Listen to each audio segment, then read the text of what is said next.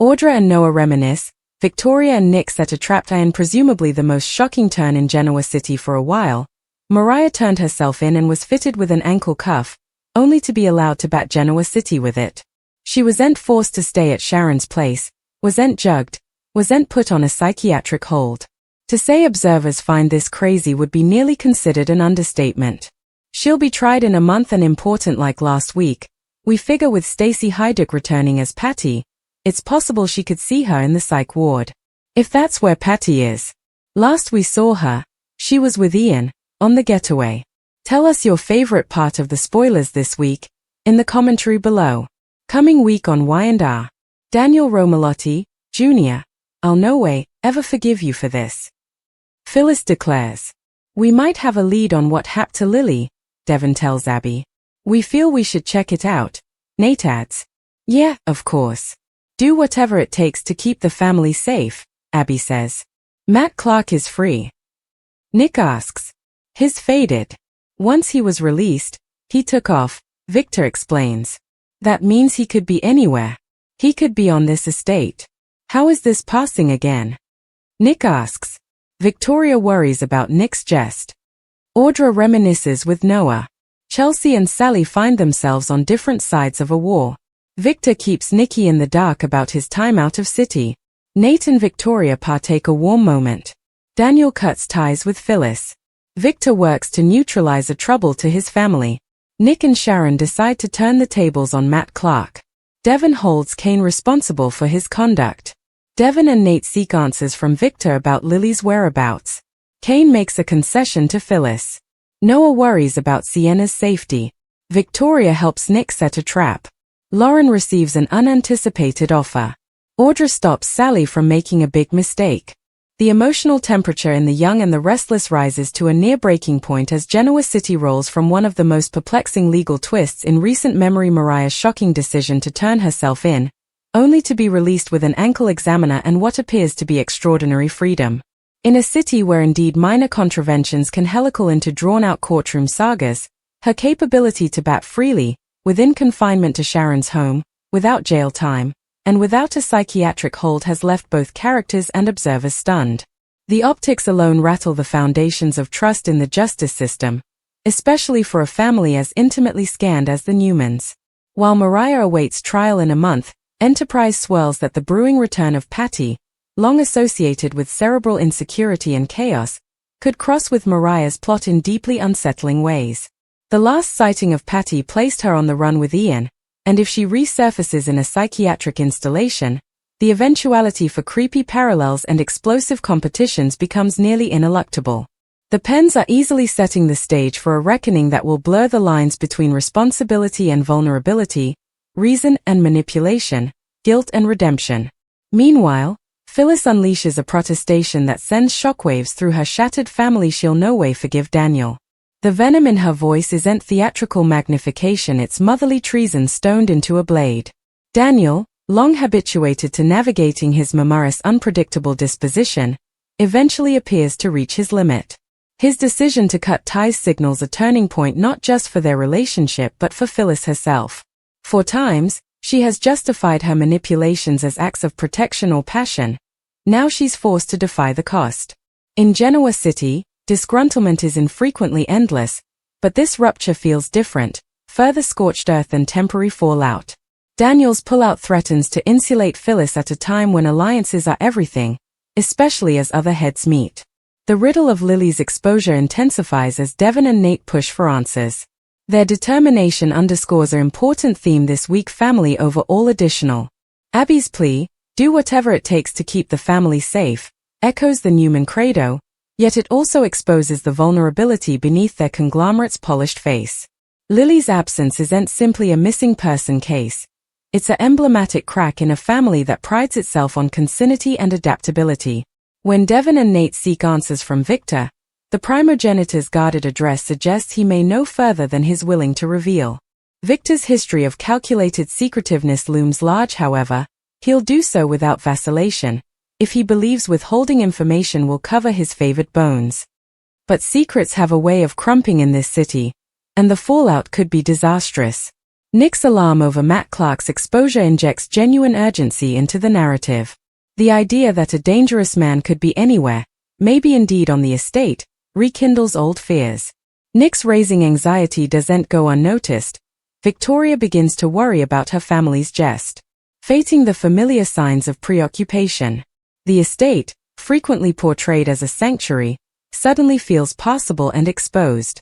Nick and Sharon's decision to turn the tables on Matt Clark introduces a classic cat and mouse dynamic. Rather than staying for the trouble to strike, they intend to bait it out. Victoria's involvement in setting the trap reveals her enduring fidelity to her family, indeed as she grapples with her own commercial and romantic snares. The pressure lies not only in whether the trap will work but in what it'll bring them emotionally and innocently. Resemblant to the darker vestments, Audra and Noah partake a reflective moment that feels nearly nostalgic. Their ignoring offers a rare pause in the storm, a memorial of innocence before treason, ambition before concession. Yet in Genoa City, nostalgia is infrequently inoffensive. Old passions can reignite, old grievances can resurface, and alliances can shift overnight. Noah's growing concern for Sienna's safety complicates matters further. His defensive instincts may pull him into the veritably peril he hopes to help. Audra, ever perceptive, recognizes that vulnerability can be both a weakness and an armament. Her after-intervention to stop Sally from making a major mistake reinforces her part as a strategist rather than a bare observer in the unfolding commercial war. That war sharpens as Chelsea and Sally find themselves on contrary sides. What begins as professional contest escalates into ideological conflict, two ambitious women unintentional to concede ground. In a geography dominated by heritage bootstrappers, their battle symbolizes a generational shift. They aren't happy to root the Newmans and Abbotts, they intend to command their own fates. Audra's attempt to halt Sally's misstep suggests that alliances among women in Genoa City are complex, fluid, and occasionally unexpectedly defensive. Whether this intervention stems from genuine concern or calculated tone, interest remains deliciously nebulous. Victor, as always, operates several moves ahead. His choice to keep Nikki in the dark about his time out of city raises immediate dubitation. Secrecy is his dereliction mode, yet it carries a heavier emotional risk when directed at his woman. Nikki's trust has survived innumerous storms, but indeed she has limits. Victor's resemblant charge to neutralize a trouble to his family underscores his binary identity as both protection and puppet. Master. When Devon and Nate press him for information about Lily, the battle becomes lower about data and further about power, who controls the narrative, who decides what the family can handle. Amid the conspiracy, softer moments crop. Nate and Victoria share warmth that hints at stability in a season defined by volatility. Their connection offers a negation to the fractures away. Yet warmth in Genoa City is frequently a prelude to testing. Happiness invites dislocation. Lauren's unanticipated offer introduces another subcast of unpredictability. In a business terrain formerly strained by contest, any surprise proposition could cock the balance. Kane's concession to Phyllis injects further complexity. Admissions in this world infrequently vindicate, they complicate. Devon's asseveration on holding Kane responsible reinforces a broader theme of consequences catching up to long untouched grievances. The question isn't whether the verity will surface. It always does, but how numerous connections will be contributory damage. The narrative shade this week is woven with paranoia, fidelity, remorse, and ambition. From Mariah's controversial freedom to Nick's mounting fear, from Phyllis's scorched earth claim to Victor's shadow pushes, every plot beats with urgency. What makes this bow particularly compelling is its balance of intimate emotional reckonings and high-stakes suspension. Characters aren't simply replying to external pitfalls. They're defying internal contradictions, love tangled with control, protection laced with secretiveness, ambition shadowed by guilt. As Genoa City braces for trial dates, traps, admissions, and backstabbings, one verity becomes unmistakable: stability is in vision. Every alliance is provisional, every sanctuary vulnerable, every pledge tentative. The coming weeks promise courtroom drama, covert competitions, and emotional implosions that will resonate across generations. And in the grand tradition of the young and the restless, just when observers believe they've anticipated the twist, the ground will shift again, reminding everyone that in this city, peace is temporary, but drama is eternal. The pressure that now grips the young and the restless doesn't feel like the usual cleaner storm that blows through Genoa City and dissipates after many fiery competitions. This feels layered, strategic, and deeply cerebral. Every plot is interlocked, each character's decision resonating across family lines and commercial battlegrounds likewise.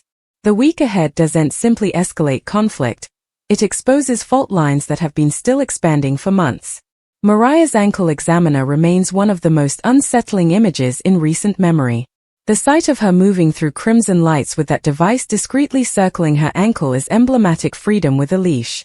She insists she's ready to face consequences, yet the absence of confinement or psychiatric evaluation unsettles indeed her steadfast protectors.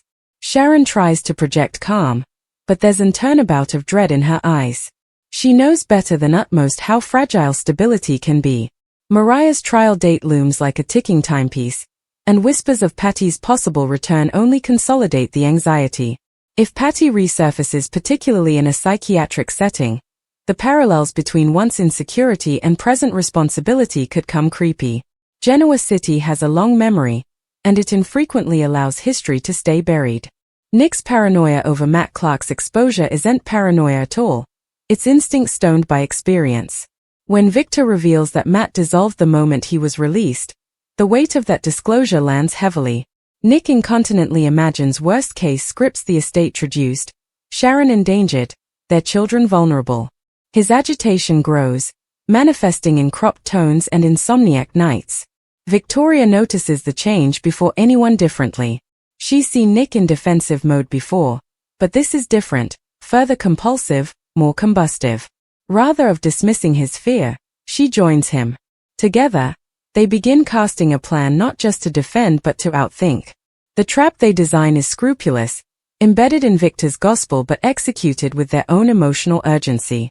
Sharon's involvement adds emotional stakes. She understands Matt's psyche better than utmost and recognizes the peril of undervaluing him. Victor's jest only adds to the suspension. His unexplained absence from City, and his turn down to completely expose his movements to Nikki, creates an unusual rift between them. Nikki senses commodity larger at play.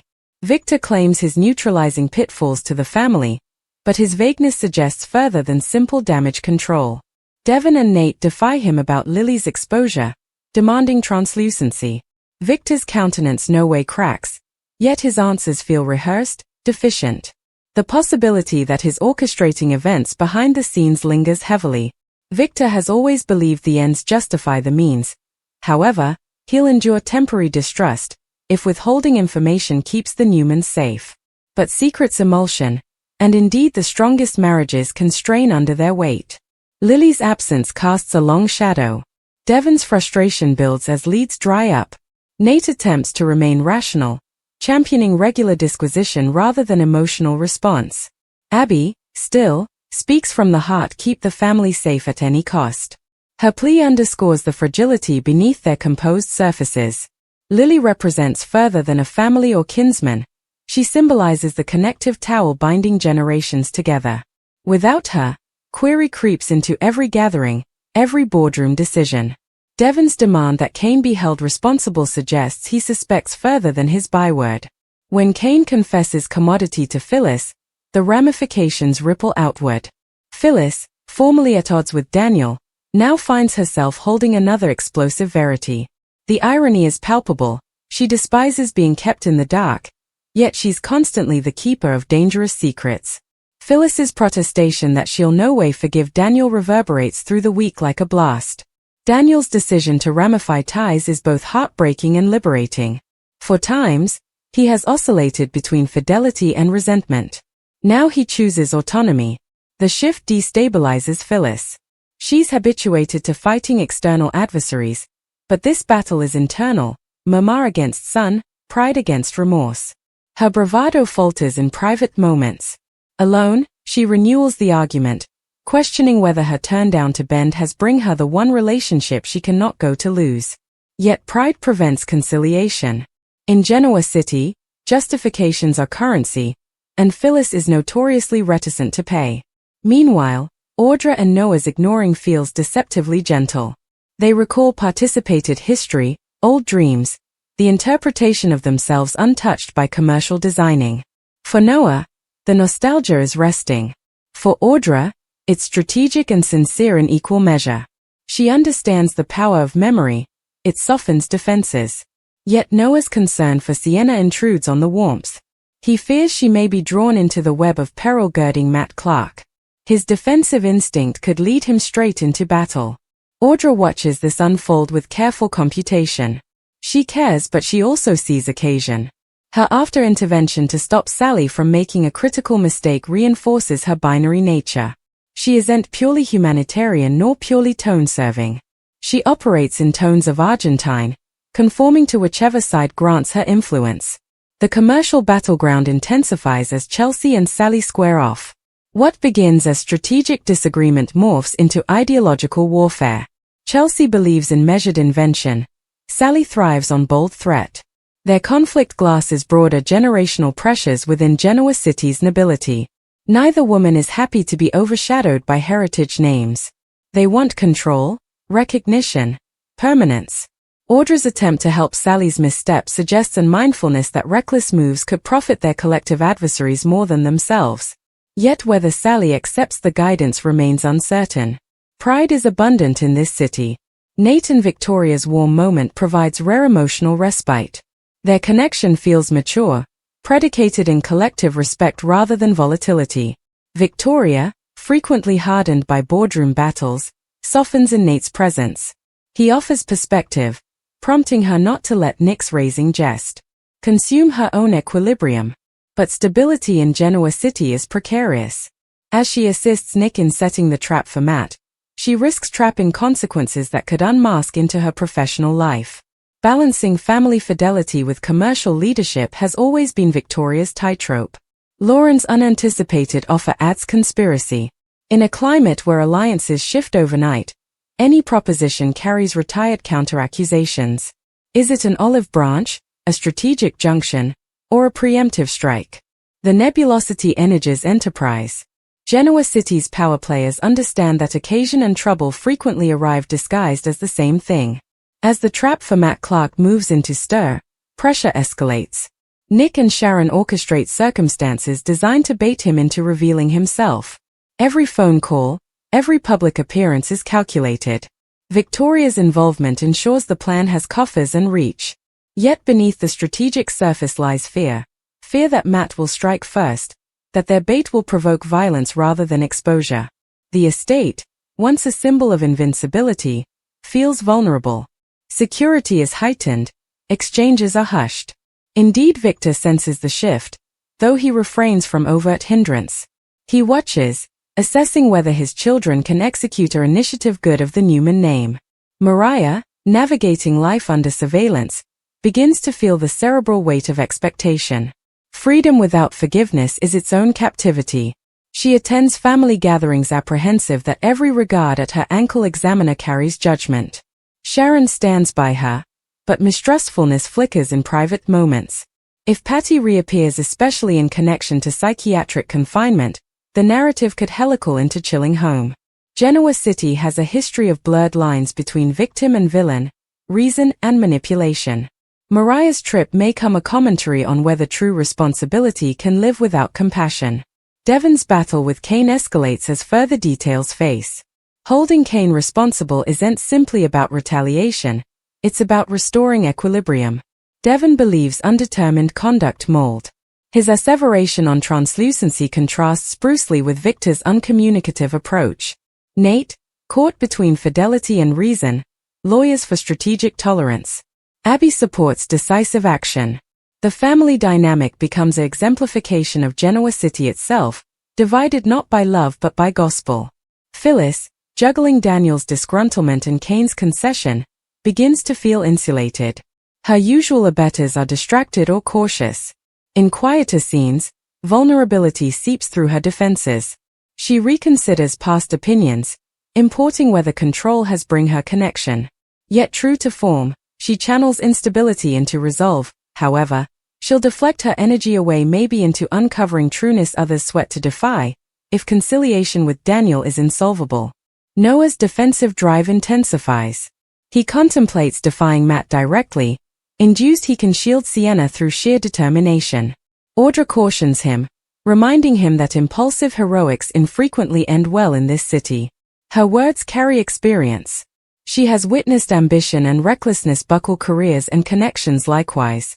Whether Noah listens may determine not only Sienna's safety but his own. As the week heights, multiple bends meet. The trap tightens around Matt Clark. Victor's secrets inch near to exposure.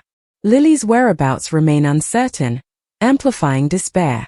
Phyllis and Daniel stand at a crossroads that could permanently review their bond. Chelsea and Sally's contest threatens contributory damage. And through it all, Mariah's pending trial hangs like a storm pall ready to burst. What distinguishes this chapter of The Young and the Restless is its disquisition of consequence. Conduct, history and present, are demanding reckoning. Protection requires immolation. Secrets breed dubitation. Fidelity invites threat. The narrative refuses easy judgments, rather layering emotional